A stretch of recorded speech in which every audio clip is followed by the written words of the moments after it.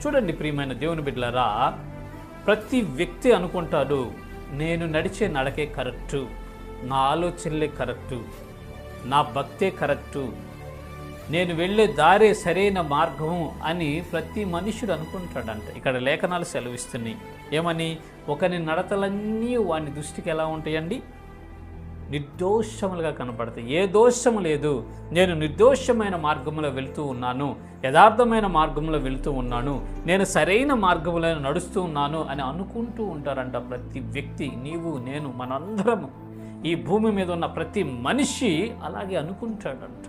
ప్రియమైన దేవుని బిడ్డలారా, మనము గమనించాల్సినటువంటి విషయం ఏంటంటే, మన నడక, మన ప్రవర్తన, మన క్రియలు, మన సమస్తము పరిశీలన చేసుకోవాలి. మన నడక ఏ విధంగా ఉంది? మన నడక సరైనదిగా కనపడిద్ది మన ఎదుటికి, కానీ తుదకది మరణానికి త్రోవ తీస్తూ